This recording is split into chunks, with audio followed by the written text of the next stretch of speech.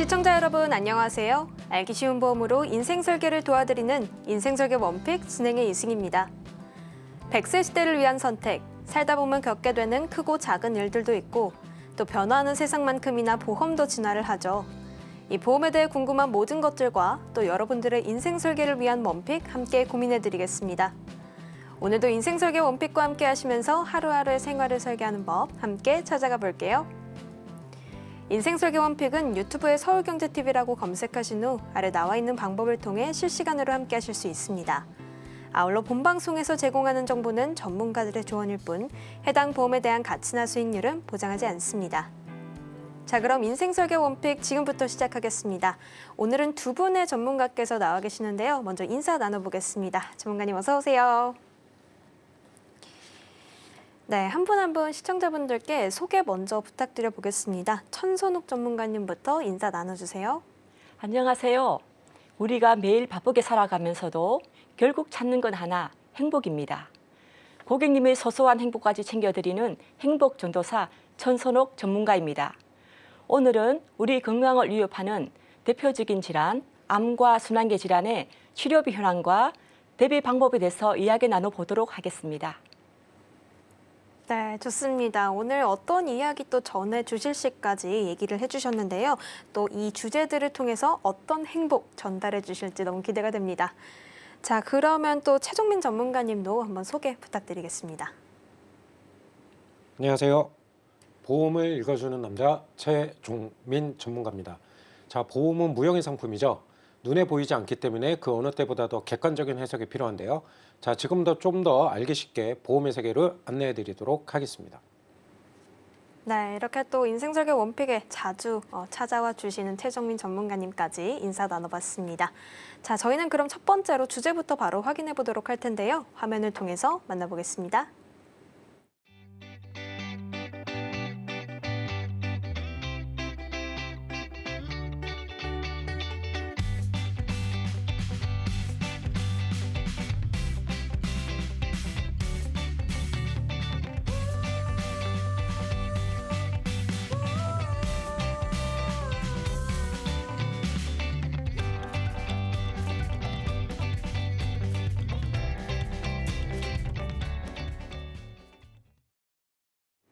네, 오늘 첫 번째 주제는 암 주요 치료비입니다. 이 주요 질환들은 진단에서 끝이 나는 게 아닙니다. 수술, 항암 치료라던가 방사선 치료와 같이 정말 수천만 원의 치료비가 들어가게 되는데요. 이 현실적인 비용들을 대비하는 방법인 이 주요 치료비 보험에 대해서 천선욱 전문가님께서 소개해 주신다고 합니다. 전문가님 어떤 내용들 또 준비되어 있을까요? 네, 지금부터 암 주요 치료비에 대해서 알아보도록 하겠습니다. 아나운서님, 네. 혹시 지인 중에 암 진단받고 치료하고 계신 분이 계신가요? 그럼요. 주변에서 좀 많이 봤습니다. 네, 그러면 그분들은 보통 어떤 치료를 하고 계시던가요? 좀 살펴봤을 때는 표적 항암 치료를 가장 많이 하는 것 같더라고요. 네, 표적 항암 비용은 얼마 정도 든다고 들으셨나요? 정확한 액수를 듣지 못했지만 그래도 600만 원 이상 정도는 소요된다고 들었습니다. 예, 치료 비용이 상당히 부담스럽겠죠? 그렇죠. 그분들을 보시면 어떤 생각이 먼저 드시나요? 상황적으로 일단 마음이 가장 아프고요. 또 이렇게 치료받는 과정도 물론 힘들 텐데 이렇게 고액의 치료비까지 소요가 되니까 고민이 정말 상당하겠다라는 생각이 좀 들어집니다. 네, 맞습니다. 저희들도 누구나 생각하는 게 똑같습니다. 지금은 우리나라 의료기술이 세계적으로 독보적이죠. 중요한 건 기술은 좋은데 의료비가 너무 비싸다는 겁니다. 일반적인 서민들은 의료비를 감당하시기가 어려우실 겁니다. 그래서 보험회사에서 정말 좋은 치료비를 출시를 하였습니다. 제가 보험회사 입사한 지 올해 28년째입니다. 수많은 상품이 나왔고 무수한 상품이 없어졌습니다. 제가 설계사로 일하면서 이렇게 멋진 상품을 만난 것은 크나큰 자부심입니다. 예전에는 진단비 위주로 컨설팅을 했다면 지금은 치료비 위주로 다시 컨설팅을 합니다. 신의료기술로 치료를 받더라도 보험으로 커버가 되니 마음 편하게 치료에 집중할 수 있고 회복도 빠르니 본업에 복귀하는 시기도 빨라집니다. 치료 방법도 간단하고 부작용, 후유증 없이 치료를 받으니 환자들의 만족도도 높아지고 있습니다. 아나운서님, 네. 혹시 중입자 방사선기라고 들어보셨나요? 네, 들어봤습니다. 이게 또 꿈의 치료라고 불릴 만큼 아주 좋은 신기술 치료라고 들었어요. 네, 맞습니다. 네, 우리나라에 있는 중입자 방사선기는 가장 최근 의료 기술로 7, 8천만 원이라는 높은 비용에도 불구하고 문의가 쏟아지고 있습니다. 많은 환자분들이 빠른 치료를 받고 싶어 하실 텐데요. 기기는 한정적이고 환자는 많고 참 안타까운 일입니다. 현재 연세 세브란스 병원은 23년부터 가동 중이고 앞으로 27년도에는 서울대병원에서 부산 기장에 개소 예정이고 31년도에는 서울 아산병원에서 개소 예정입니다. 더욱 많은 기기가 가동이 되면 많은 환자분들이 빠른 치료를 받을 수 있을 것입니다. 지금 치료가 시급하신 분들은 해외 치료 방법도 있습니다. 해외로 치료를 받으러 갈 경우 평균 1억에서 1억 5천 정도 비용이 발생합니다. 해외 치료 시 보장이 가능한 회사도 있으니 꼭 참고하시기 바랍니다. 꿈의 치료라고 불리우는 중입자 방사선 치료는 완치율이 가장 높은 치료에 해당됩니다. 암의 명사수라고 하죠.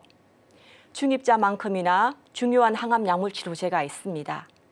고가의 치료제는 보통 비급여 치료제로 이것 또한 보험 상품으로 준비하셔야 합니다. 네, 그렇겠습니다. 사실 이렇게 치료비 자체가 고가인데 비급여로 이루어지기 때문에 개인이 온전히 부담하기에는 좀 무리가 있는 부분이거든요. 따라서 이러한 것들은 보험 상품으로 준비하는 게 현명하다라고 말씀해 주셨습니다. 자, 전문가님, 그렇다면 이 항암 치료는 어떤 식으로 좀 구성이 되나요? 네, 예를 들어 1세대 항암은 화학 항암제, 2세대 항암은 표적 항암, 3세대 항암은 면역 항암, 4세대 항암은 대사 항암제가 있습니다. 1세대 항암제는 독극물이라고 보시면 됩니다. 정상세포와 암세포가 있다면 암세포를 죽이기 위해서 정상세포까지 모조리 죽이게 됩니다. 그 후유증으로 구토를 하고 머리카락이 빠지는 등 여러 가지 부작용을 겪게 됩니다. 2세대 표적 항암은 정상세포와 암세포가 있을 경우 정상세포는 건드리지 않고 암세포만 집중적으로 죽이는 치료입니다. 3세대 항암은 면역 항암 치료제인데요. 정상세포와 암세포가 있을 때에 암세포만 타겟으로 죽이고 정상세포의 면역은 높이는 치료입니다. 표적 항암보다 한 단계 더 높은 치료 방법이 되겠죠. 4세대 항암은 대사 항암 치료입니다. 이 치료 방법은 암세포를 굶겨 죽이는 치료입니다. 갈수록 치료 방법은 좋아지고 부작용은 적어집니다. 그러면 다시 한번 질문 드리겠습니다. 아나운서님께서 치료 방법을 선택하실 수 있다면 네. 어떤 치료를 받고 싶으신가요? 제가 선택할 수 있다면요. 저는 일단 부작용이 좀 적고 치료 과정도 편안하게 이루어지고 여기에 더해서 완치율까지 좀 높은 그런 신기술을 선택하고 싶을 것 같아요. 네, 맞습니다. 저라도 그럴 것입니다. 지금은 병용 치료 시대입니다. 병용 치료라는 것은 항암 약물 2가지 이상을 가지고 치료를 하는 겁니다. 예를 든다면 면역 항암과 표적 항암을 같이 치료하는 것입니다. 의료기술의 발달로 부작용은 적지만 비용은 증가하는 겁니다. 수술 없이 통증 없이 암을 치료하는 시대가 왔습니다. 저렴한 보험료로 암을 할 수 있는 보험 상품이 다양하게 준비되어 있습니다. 고객님의 재정 상황에 맞게 제대로 된 컨설팅을 한번 받아보십시오. 많은 분들이 예전보험이 좋다고 하시는데 발상의 전환을 하셔야 된다고 봅니다. 지금 시대에 맞는 가성비 좋고 폭넓은 보장이 가능한 보험으로 상담 한번 받아보십시오. 맞습니다. 요즘 시대에는 이렇게 가성비도 좋고 이 보장도 넓은 보험들이 많이 있으니까요. 이런 것들을 선택해서 준비하는 게 좋을 것 같다라는 생각이 듭니다. 자, 그렇다면 우리가 암에 대해서 이 치료비를 좀 처음으로 알아봤는데요. 다음에는 이 순환계 질환 치료비에 대해서도 좀 설명을 부탁드리겠습니다. 네, 다음은 순환계 질환을 보도록 하겠습니다. 많은 분들과 상담을 하다 보면 예전 상품의 뇌출혈, 뇌졸중, 그리고 급성심경경색증, 허혈성 심장비를 가지고 있는 분들이 많으십니다. 지금은 건강검진과 의료기술의 발달로 초기에 진단받으시는 분들이 많이 계시기에 보장을 못 받으신 분 경우가 많습니다. 그 이유는 예전 상품은 대부분의 중증에 가까워야 보장을 받을 수 있고 지금은 초기에 발견되더라도 진단 및 수술비를 받을 수 있는 상품이 많이 있습니다. 꼭 한번 본인들이 가입되는 상품이 어떤 상품인지 확인 한번 하시길 바랍니다. 소 잃고 외양간 고치는 일은 없었으면 합니다. 지금은 20대부터 내심 환자가 급격히 늘어나고 있는 추세입니다. 젊다고 안심할 수 있는 시기는 아닙니다. 그 이유는 다 아시죠? 생활 습관의 변화로 고지방, 고염식, 당뇨, 비만, 운동 부족으로 인해 급격하게 발병률이 높아지고 있습니다. 최근 20대부터 40대까지 안심할 수 없는 뇌 속 시한폭탄이라 불리우는 뇌동맥류는 한국인의 사망원인 4위로 급등했습니다. 흔히 뇌동맥류는 언제 터질지 모르는 시한폭탄과 같다고 표현할 정도로 사망률이 매우 높기 때문에 조기 발견과 치료가 매우 높습니다. 최근 연예인들 중에서 뇌동맥류 진단받고 치료 중이라는 이야기를 흔히 전해 들을 수 있습니다. 아나운서님께서도 기사를 접해보신 적이 있을까요? 네. 저도 해당 이슈들을 좀 기사를 통해서 많이 접해본 것 같습니다. 아나운서님도 젊으신데 걱정은 되지 않으신가요? 저요? 걱정 당연히 되죠. 말씀해주신 대로 이게 젊다고 이제 피해갈 수 있는 상황도 아니고 또 이런 질환들이 또 특히나 갑작스럽게 다가오잖아요. 저도 걱정은 물론 됩니다. 제가 보기에 아나운서님은 날씬하고 건강하셔서 네. 검진만 제때 받으신다면 크게 걱정하지 않으셔도 될 것 같습니다. 아닙니다. 저도 사실 이 건강 관리를 좀 계속 바쁘다는 이유로 소홀히 하고 있어서 오늘 전문가님과의 이야기를 통해서 저도 다시 한번 경각심을 얻고 가겠습니다. 자, 좋습니다. 그럼 이어서 또 뇌와 이 심장 질환의 치료 방법들은 어떤 것들이 있는지 알아보면 좋을 것 같은데요. 소개해 주세요. 네. 암과 달리 뇌심은 반복적이고 장기적인 치료를 요구하게 됩니다. 제때 치료하지 않으면 후유증으로 반신불수나 영구적인 장애를 겪게 됩니다. 삶의 질이 급격하게 떨어지는 질병이죠. 뇌혈관 또는 심장 질환의 직접적인 치료는 첫 번째, 수술을 받는 경우, 두 번째, 혈전용의 치료를 받는 경우, 세 번째, 중환자실 치료를 받는 경우가 있습니다. 아나운서님, 네. 뇌나 심장 쪽으로 수술을 받으신 분들을 보신 적이 있습니까? 수술까지는 아니고요. 이 시술 정도는 받으신 분들이 있는 것 같은데요. 또 이걸 받게 됐을 때 입원도 그렇게 오래 하지는 않더라고요. 네, 그렇죠. 요즘은 우리나라 의료기술이 그만큼 좋아진 겁니다. 예전에는 개두 개용 수술을 하셨다면 개두는 머리를 여는 것이고 개용은 가슴을 열어 수술을 하는 것입니다. 지금은 스텐드 삽입술, 코일 식중술 같은 다양한 시술들이 있어 작은 절개만으로도 시술이 가능해서 회복이 빠릅니다. 기술이 좋아진 만큼 의료 비용은 당연히 높아지겠지요. 심뇌혈관 질환은 암과는 달리 산정 특례 기간이 30일밖에 되지 않습니다. 그러기에 더 부담이 되겠지요.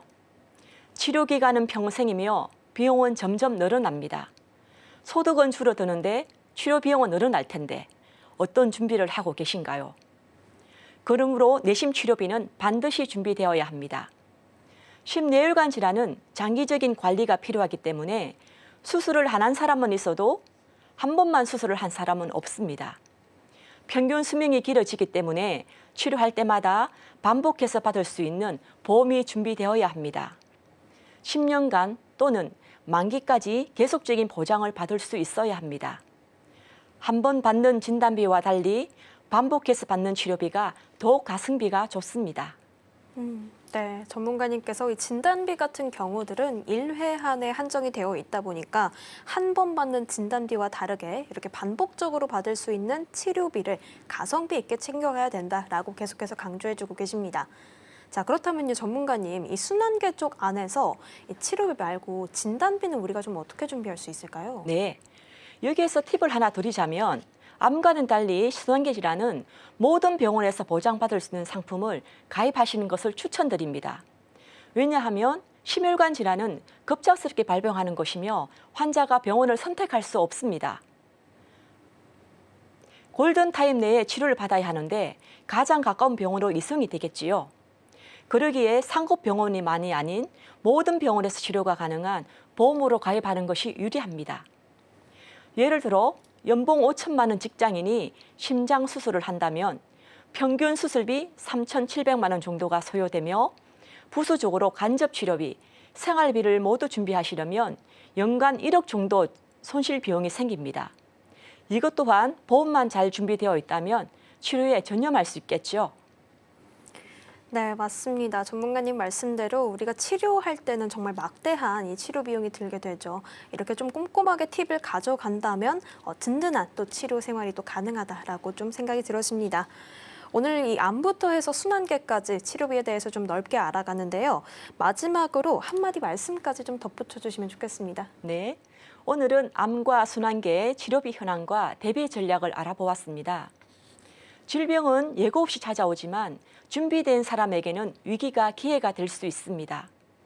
건강한 생활 습관과 체계적인 재정 준비로 안심할 수 있는 미래를 만들어 가시기 바랍니다. 감사합니다. 네, 좋습니다. 이 치료비는 모두에게 부담이 됩니다. 따라서 경제적인 걱정 없이 이 치료에 전념할 수 있도록 이 주요 치료비 보험 한번 확인해 보시길 바라겠습니다. 저희가 알려드린 정보는 여러분의 투자 판단에 대한 조언이란 점도 명심해 주시고요. 암 주요비 치료비 보험에 대한 정리는 화면을 통해서 만나볼게요.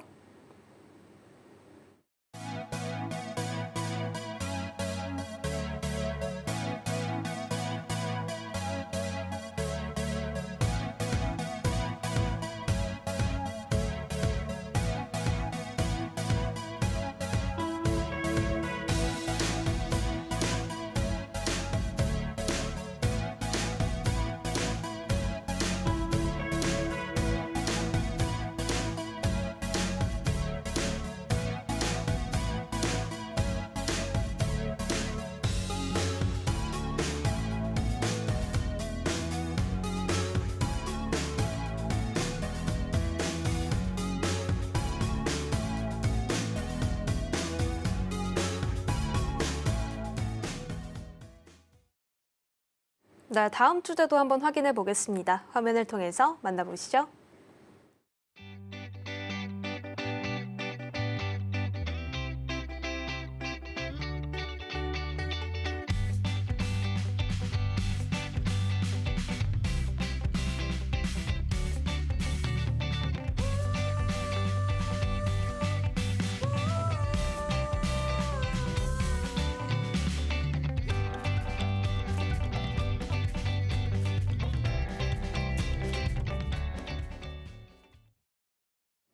네, 오늘의 두 번째 주제는 2대 혈관 질환 보험입니다.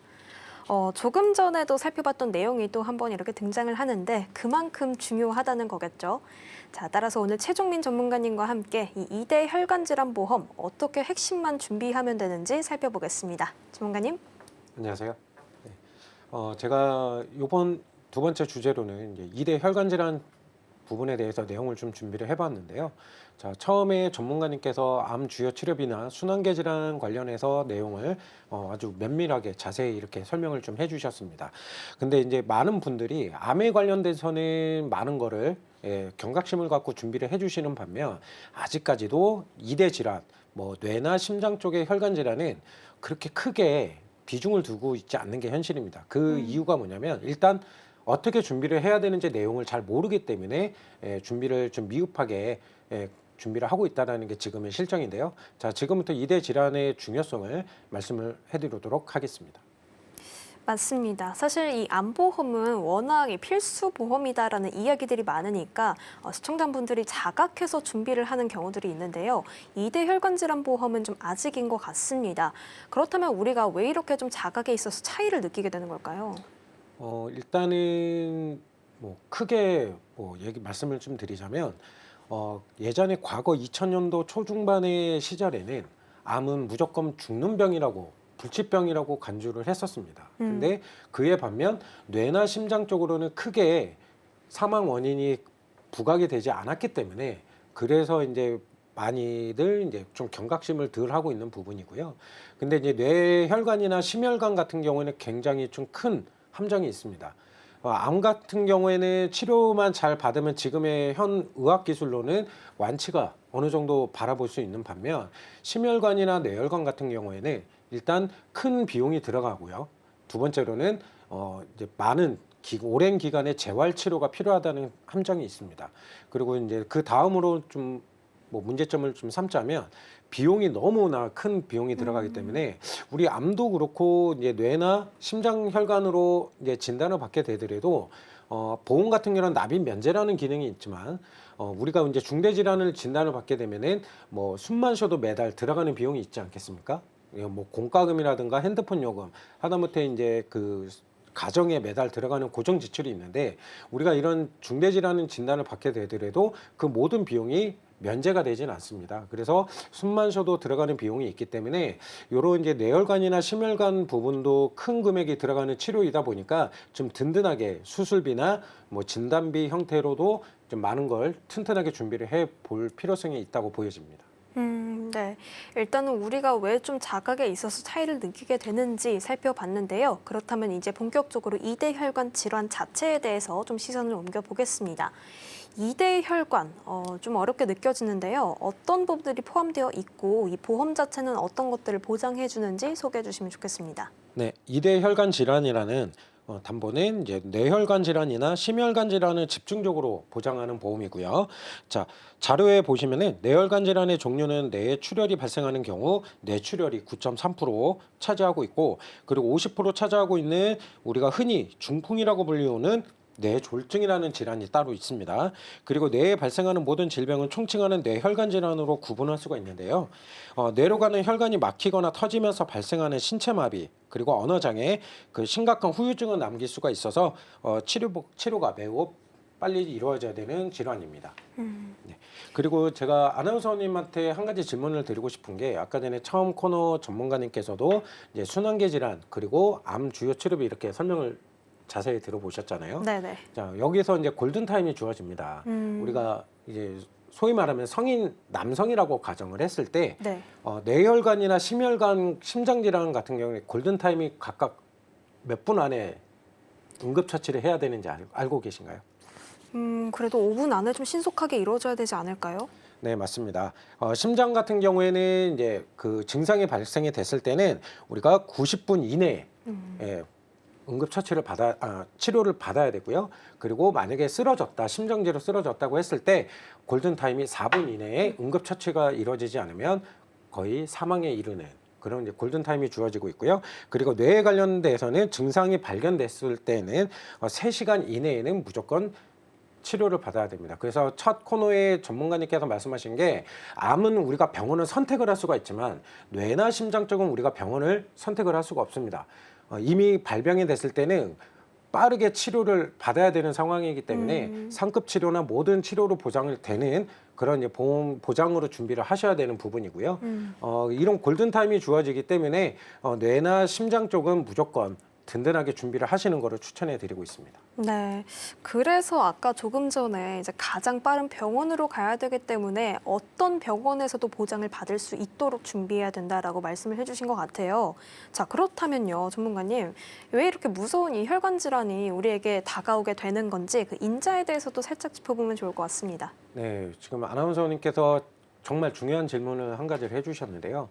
우리가 혈관 질환, 우리가 뇌혈관이나 심혈관은 우리가 통틀어서 이제 혈관 질환이라고 말을 하고 있는데, 네. 이런 질환이 예전보다는 지금 현대 사회에서 굉장히 부각을 일어나고 있습니다. 그 이유가 뭐냐면, 첫 번째로는 잘못된 이제 서구화된 식습관 때문에 많이 이루어지고 있다라고 보시면 되고요. 그리고 뭐 성인 만병의 근원이죠. 스트레스. 그리고 이제 뭐 잦은 이제 음주라든가 잦은 흡연으로 인해서 혈관이 이제 소위 말하면 찌꺼기가 많이 낍니다. 그래서 이제 혈관에 뭐 막히거나 또는 이제 당뇨로 이루어지거나 고혈압으로 이루어지기 때문에, 우리가 당뇨로 기본적인 예를 들자면, 당뇨가 혈관에 계속 그 혈액 순환을 방해하는 찌꺼기가 많이 끼거든요. 근데 중요한 거는 심장 그 사람의 피를 모든 거로 공급해주는 기관이 바로 심장입니다. 근데 우리 심장에서 제일 혈관이 가장 먼 데가 딱 2군데가 있는데, 그게 첫 번째가 어딘지 아십니까? 글쎄요. 네. 좀 어려운데요. 심장에서 사람의 신체에 제일 혈관이 가장 먼 데가 발가락입니다. 아, 네, 그래서 당뇨로 인해서 합병증이 가장 무서운 게 당뇨병성 궤양으로 네, 많이 맞아요. 이루어지고 있는데요. 그 두 번째로는 바로 심장에서 제일 먼 데가 시력과 그리고 바로 뇌혈관입니다.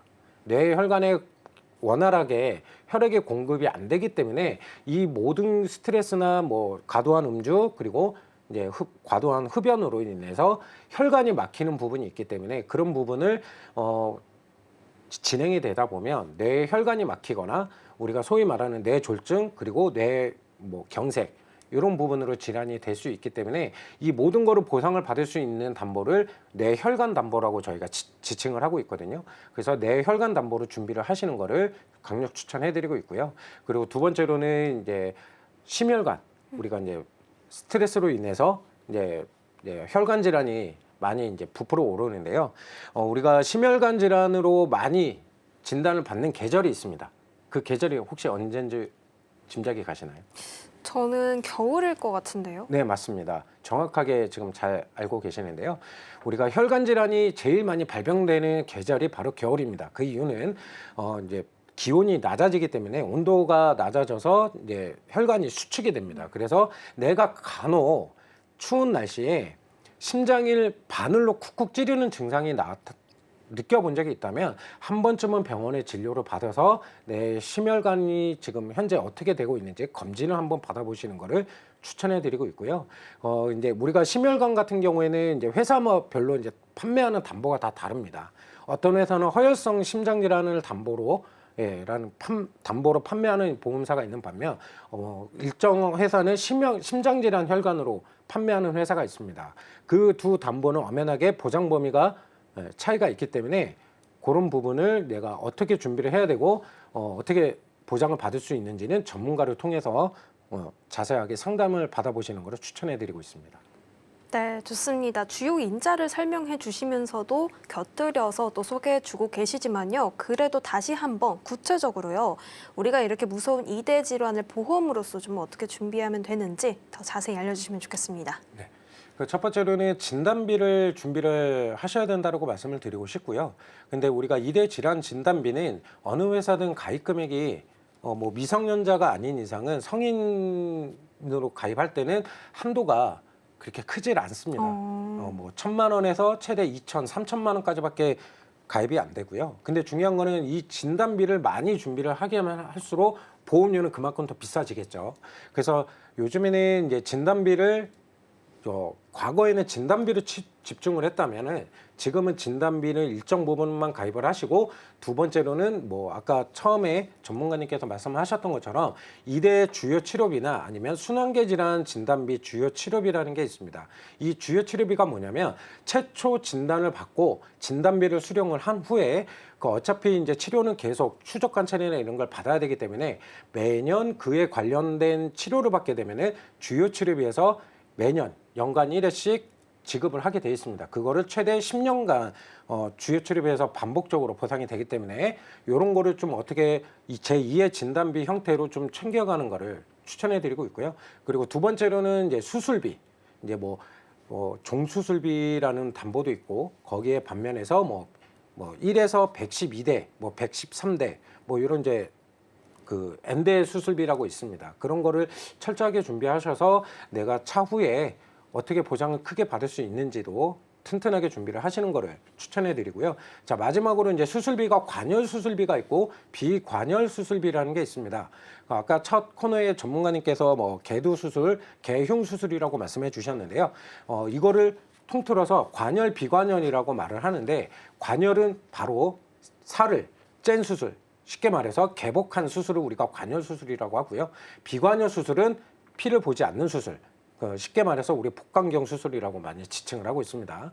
이런 복강경 수술은 이제 의료기술이 발달이 되다 보니까 무조건 개복을 하지 않고 피를 보지 않는 그런 수술도 많이 기법이 있으니까 이런 수술비까지도 담보로 챙겨갈 수 있는 걸로 전문가님과 상세하게 상담을 받아보시고 튼튼하게 내가 어떻게 준비를 해야 되는지, 그리고 보험은 가입도 중요하지만 유지가 더 중요합니다. 그래서 내가 경제적인 상황에서 얼마큼 내가 보험료를 이렇게 준비를 할 수 있는지도 전문가 상담을 꼭 해보시길 추천해 드립니다. 네, 보험으로서의 준비 방법은 진단비 일단 필수적으로 먼저 가져가시고요. 이제 제2의 진단비라고 불리는 주요 치료비, 그리고 여기에 더 나아가서 수술비까지 챙기면 든든하게 보장이 가능하다라고 좀 말씀을 해주셨습니다. 확실히 시대가 흐르면서 이 의료 환경도 좀 나날이 발전하고 있는 만큼 보험도 이에 맞게 진화를 거듭하고 있기 때문에 또 맞춰서 준비하는 게 중요하다라는 생각이 들어집니다. 좋습니다. 전문가님, 그렇다면 오늘 2대 혈관 질환 마지막으로 정리도 한번 좀 부탁드리겠습니다. 네. 이대 혈관 질환은 우리가 처음에 제가 말씀드렸던 것처럼 암은 어느 정도 준비가 사전에 미리 가능하지만 우리가 뇌혈관이나 심혈관, 혈관 진단은 준비가 대비하기가 굉장히 어렵다는 장점입니다. 어렵다는 함정이 있습니다. 그렇기 때문에 우리가 암 같은 경우에는 경각심을 많이 갖고 있는 반면 거기에 좀 더 암의 모든 걸 다 집중하기보다는 이제 혈관 질환도 같이 준비를 하시는 거를 추천해 드리고 있고요. 그리고 이제 보장을 내가 설계를 해서 가입을 할 때는 내가 어디서부터 어떻게 보장이 되는지 이 부분도 중요하게 체크를 해 하셔야 되는 부분입니다. 그래서 내가 어떠한 특정 회사로 가입을 했을 때 심혈관, 혈관 진단이 내가 어디서부터 어디까지 보장을 받을 수 있는지, 뇌혈관도 어디서부터 어디까지 보장을 받을 수 있는지를 면밀하게 상세히 상담을 받아보시고 꼼꼼하게, 그리고 보험료도 비교를 해가면서 내가 준비를 해보시는 것을 다시 한 번 더 강력 추천해드리고요. 그 마지막으로는 진단비만 준비하시기에는 보험료가 너무 부담이 되니 진단비 일정 부분에 아까 제2의 진단비라고 말씀드렸던 순환계 질환 진단비라든가 아니면 2대 주요 치료비 매년 최대 10년간 보장이 되는 그런 담보도 한 번 더 어떻게 준비를 하면 되는지도 상세히 상담을 받아보시는 거 추천해드리고, 마지막으로 수술비까지 이렇게 관열 수술비나 비관열 수술비까지는 어떻게 보장이 되는지도 면밀하게 한번 체크를 해보시는 것을 추천해드립니다. 네, 정리 감사합니다. 이 혈관 질환은 정말 언제 그리고 누구에게나 찾아올 수 있는 질환입니다. 따라서 준비는 필수인데요. 오늘 전문가님께서 짚어주신 내용들, 넓은 보장과 치료비, 수술비 이런 부분들까지 꼭 체크하셔서 준비해 보시면 좋겠습니다. 저희가 알려드린 정보는 여러분의 투자 판단을 위한 조언이란 점도 명심해 주시고요. 이 내용에 대한 정리는 화면으로 만나볼게요.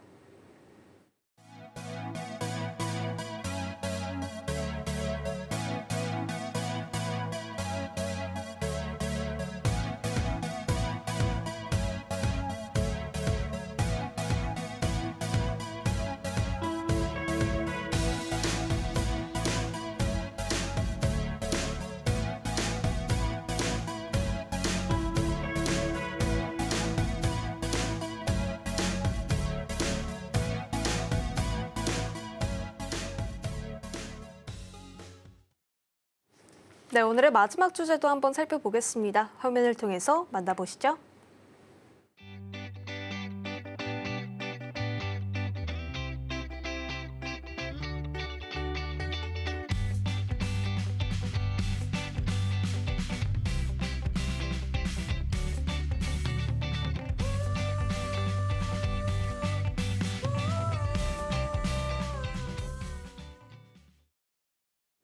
네, 마지막 보험 주제는 운전자 보험입니다.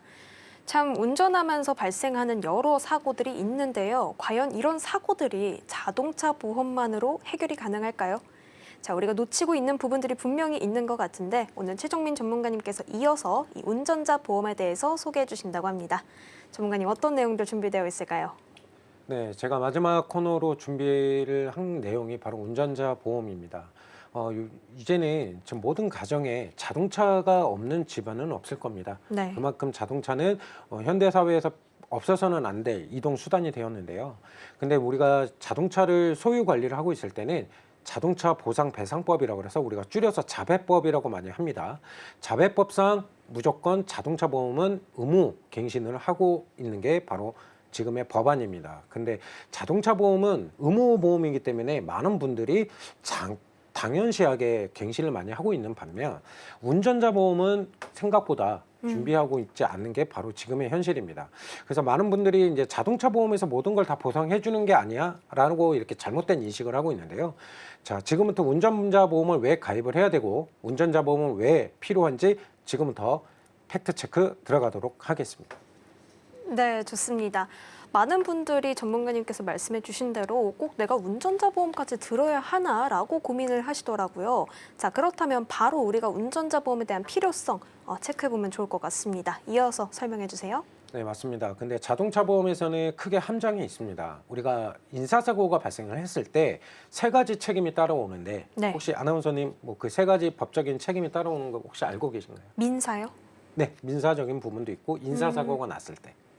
그래서 일단은 벌금이 필요하겠죠. 네, 맞습니다. 그럼- 우리가 자동차 보험에서는 말 그대로 이제 피해자에게 뭐 병원 치료비나 네. 그리고 뭐 일을 못한 거에 대한 휴업 손해까지는 민사적으로는 자동차 보험에서 보상을 해줍니다. 근데 그건 어디까지나 민사적인 부분이고요. 네. 근데 우리가 이제 사고가 뭐 경미하게 나는 사고도 있지만 또 이제 중과실이나 아니면 내가 아무리 교통법규를 잘 지켰어도 피해자가 중상해를 입을 경우가 있습니다.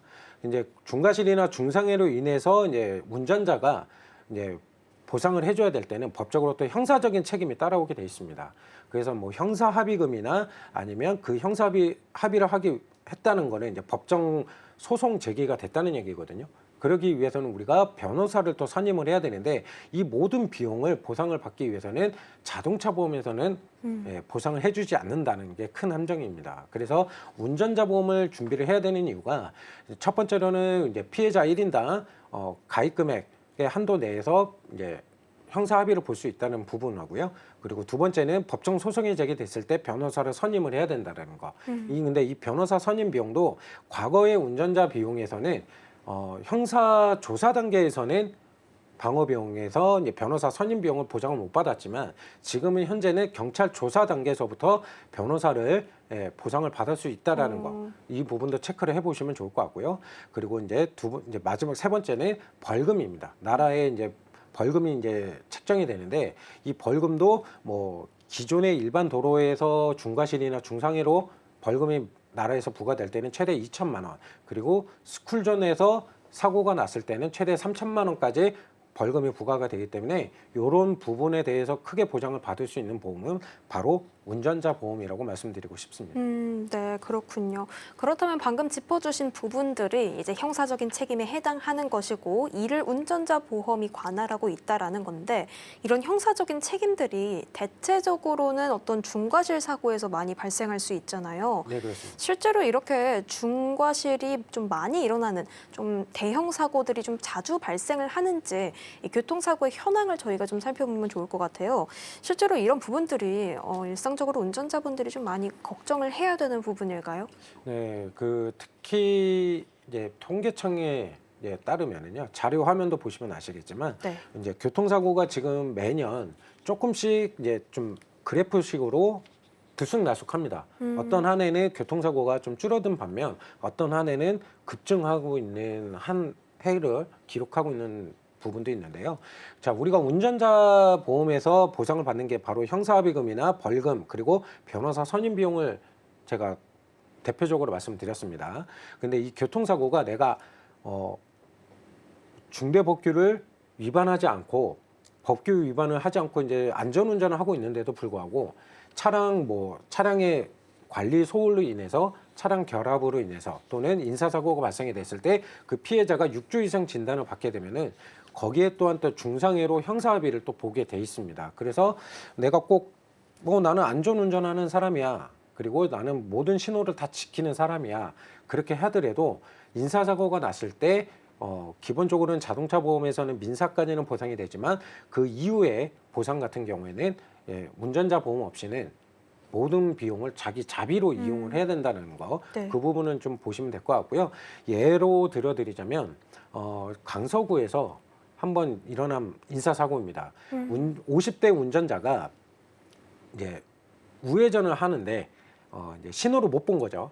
이제 보행 신호 시에 이제 그 여성이 길을 이제 신호를 건너다가 그 운전자가 그 보행자 신호를 못 보고 그 여성을 이제 인사사고가 발생된 예가 있습니다. 그래서 그 피해자 여성은 갈비뼈가 이제 많이 골절이 된 상황이었기 때문에 그 모든 비용이 이제 병원 치료비나 이런 부분은 이제 자동차 보험에서는 1차적으로는 보상이 나갔고요. 이제 그 골절이 됐기 때문에 그 피해자가 그 신호 위반으로 인해서 중과실이나 중상해가 둘 다 위반이 됐습니다. 그래서 형사합의 같은 경우는 한 1,500만 원 정도, 그리고 거기에 대해서 이제 변호사 선임 비용 한 700만 원 정도 나왔고요. 그리고 벌금이 2천만 원이 나왔다라는 거. 그래서 그런 모든 비용을 운전자 보험이 있었다면 다 보상이 되었을 거라는 부분이고요. 이런 부분은 운전자 보험으로 좀 준비하셔서 크게 준비를 하시는 거를 추천해드리고 있습니다. 사실 해당 금액이 정말 가볍게 볼 금액은 아니에요. 근데 네, 맞습니다. 대부분 보장이 가능하다고 하니까 정말 운전하시는 분들이라면 꼭 필수적으로 들어두는 게 중요할 것 같습니다. 자, 그렇다면 저희가 아까 보장 내역들을 확인하기는 해봤지만요. 구체적으로 얼만큼 보장해주는지 조금 더 들여다보면 좋을 것 같습니다. 뭐 변호사 선임비나 벌금 같은 부분들 많이 궁금해하실 것 같은데요. 좀 자세히 설명해 주세요. 네. 첫 번째는 교통사고 처리 지원금이라는 담보가 있습니다. 이게 바로 제가 좀 전에 말씀드렸던 형사합의금이고요. 우리가 교통사고 처리 지원금, 우리가 줄여서 교사처라고 많이 지칭을 하고 있는데요. 자, 교통사고 처리 지원금은 피해자 1인당 2억 원의 한도 내에서 형사합의를 보고 있습니다. 그래서 가입 금액은 최대 2억 원 한도로 모든 회사가 동일하게 진행되고 있고요. 그리고 이제 6주 미만 사고, 6주 사고 시에는 형사합의금이 1,000만 원까지 보상이 될 수 있게끔 우리가 이제 비용 담보를 준비를 하시면 좋을 것 같다는 것 첫 번째로 짚어드리고, 두 번째는 바로 방어 비용입니다. 이 방어 비용이 바로 변호사 선임 비용인데요.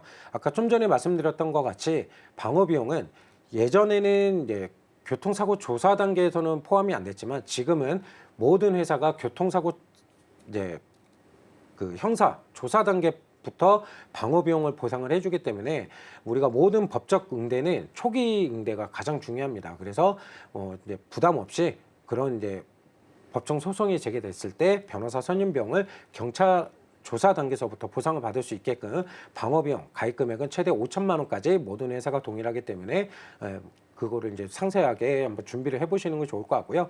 세 번째는 벌금 담보입니다. 자, 벌금 담보도 뭐 일반 도로에서는 최대 2천만 원, 우리가 스쿨존 내에서는 최대 3천만 원까지 벌금이 부과가 되기 때문에 이 부분도 내가 스쿨존 내에서까지도 보상이 되는지도 한번 더 체크해 보시면 좋을 것 같고, 네 번째로는 대물 담보입니다. 대물 벌금 담보인데 우리가 대인 사고라는 게 있고 또 대물 사고라는 게 있습니다.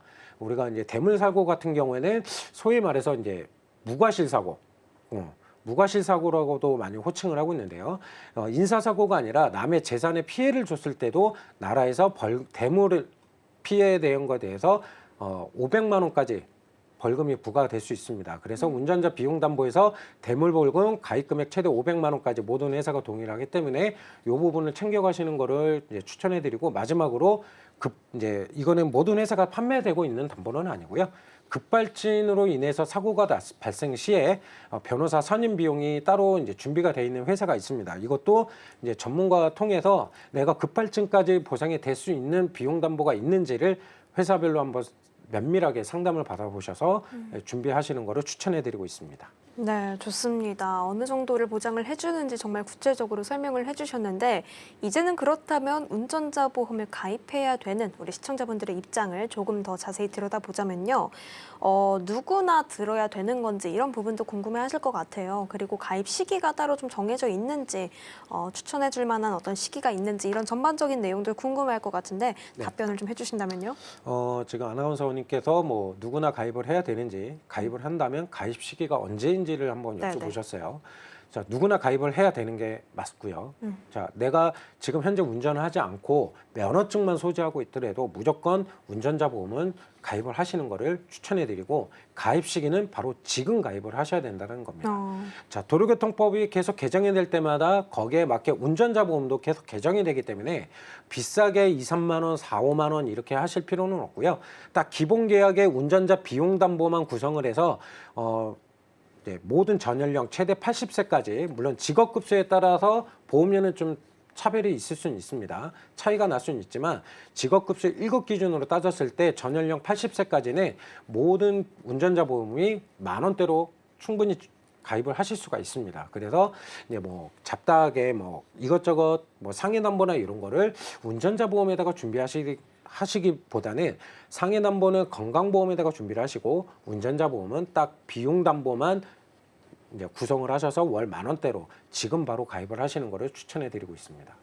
네, 좋습니다. 대상은 누구나가 맞고요. 또 가입 시기는 가장 빠르면 빠를수록 좋다라고 좀 짚어주셨습니다.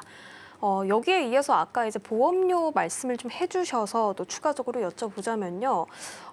반복적인 갱신할 필요 없이 대략 10,000원대 정도로 유지하면 좋다라고 말씀을 해주셨는데 실제적으로 좀 주변에서 어느 정도 비용을 내고 있는지 여쭤보면 10,000원대 그 이상을 내는 분들이 꽤 있더라고요. 네, 많습니다. 이렇게 좀 차이가 나는 이유는 뭘까요? 전문가님께서 이렇게 말씀해 주시는데. 저도 이제 많은 고객님들을 만나 뵙고 이제 보장 분석을 해서 상담을 하다 보면 네. 제일 문제가 되는 보험이 바로 운전자 보험이라고 볼 수 있어요. 어, 왜 그러냐면 운전자 보험은 어떠한 특약을 다 넣어도 보험료가 그렇게 비싼 편은 아닙니다. 근데 운전자 보험이라는 한 종목만 바라봤을 때는 2, 3만 원, 4, 5만 원 이 금액이 건강보험에 비했을 때는 매우 작은 뭐 저렴한 보험료일 수 있지만 그 운전자 보험에 대한 한 종목에 대해서만 봤을 때는 2, 3만 원, 4, 5만 원 이렇게 내시는 거는 매우 큰 금액을 내는 거라고 볼 수 있습니다. 그 이유가 뭐냐면 운전자 보험은 딱 비용 담보, 아까 제가 말씀드렸던 뭐 형사합의금이나 벌금, 그리고 방어비용, 그리고 대물 벌금까지 거기에 하나 더 플러스 하자면 급발진 변호사 선임 비용까지 다 하셔도요. 월 만 원대로 충분히 가능하시고요. 네네. 예, 거기에 이제 2, 3만 원, 4, 5만 원 이렇게 들어가는 이유는 딱 한 가지입니다. 모든 이제 상해 담보를 특약을 추가를 했기 때문에. 예, 그래서 뭐 후유장애나 뭐 이제 뭐 골절 진단비나 이런 상해 담보까지 운전자 보험에다가 포함하실 필요는 없다고 보고요. 그런 이제 상해 담보는 오랫동안 유지를 해야 되는 건강보험에다가 이제 포함하셔서 가입하시는 걸 추천해드리고 운전자 보험은 계속 이제 도로교통법상 개정이 될 때마다 운전자 보험도 거기에 발맞춰서 개정이 되기 때문에 그때마다 비싸게 4, 5만 원씩 또는 뭐 2, 3만 원씩 이렇게 바꿔주실 필요가 없다는 얘기죠. 그래서 월 10,000원대로 부담 없이 언제든지 개정이 될 때마다 교체 리모델링 하시는 거를 추천해드리고 있습니다. 네, 좋습니다. 이렇게 보험료에 대한 내용까지 짚어주셨는데요. 오늘 말씀 들으니까 정말 자동차 보험만으로는 부족하다라는 생각이 들어집니다. 사실 사고가 언제 어떻게도 발생할지 모르는 부분이기 때문에 이런 혹시 모를 상황들을 대비해서 운전자 보험까지 챙겨야 그것이 지혜다라는 생각이 들어지는데요. 오늘 이 운전자 보험에 대한 정리도 좀 짧게 부탁드린다면요. 네, 운전자 보험은 뭐 크게 뭐 심각하게 뭐 이렇게 준비하실 건 없고요. 네. 딱 한 가지 제가 말씀드리는 그 체크 포인트만 딱 정리하셔서 준비를 하시는 걸 추천해 드립니다. 첫 번째, 교통사고 처리 지원금, 형사합의금을 최대 가입금의 2억 원까지 준비를 하시는 거. 두 번째로는 방어비용, 그것도 변호사 선임 비용도 경찰 조사 단계에서부터 모든 게 보장이 되는지를 한 번 더 체크를 해보시면 좋을 것 같고요. 그리고 세 번째로는 바로 벌금 담보입니다. 2천만 원, 일반 도로에서는 2천만 원, 스쿨존 내에서는 최대 3천만 원까지 내가 든든하게 보상을 받을 수 있는지 여부를 한 번 더 체크를 해보시면 좋을 것 같고, 그리고 이제는 대물 벌금까지도 500만 원까지 다 가입할 수 있는지를 한 번 더 체크를 해보시는 거 추천해드리고요. 그 마지막으로 이제 급발진 사고로 인해서 내가 법정 소송이 제기가 됐을 때 이것 또한 이제 변호사를 선임을 할 수 있는 보상이 되는 부분이 있는지 한 번 더 체크를 해보시고요. 단 급발진으로 인해서 이제 변호사를 선임할 때는 민사 1심에 한해서 보상이 된다라는 점, 이 부분도 절대 놓치지 말고 전문가와 꼭 상담을 해보시는 것을 추천해드립니다. 네, 이렇게 정리 감사합니다.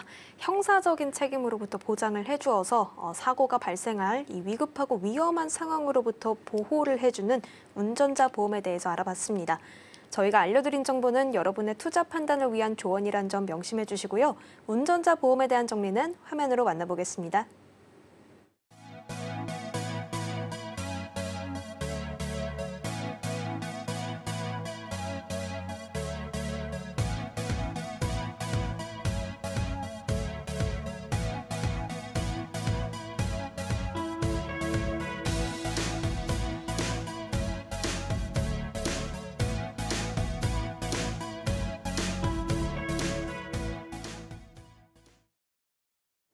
인생설계 원픽에서 제공하는 정보는 전문가들의 조언일 뿐 해당 보험에 대한 가치나 수익률은 보장하지 않습니다. 저희 방송은 서울경제TV 홈페이지와 유튜브를 통해서 다시 확인하실 수가 있고요. 저희가 준비한 소식은 여기까지입니다. 시청해주신 여러분 고맙습니다.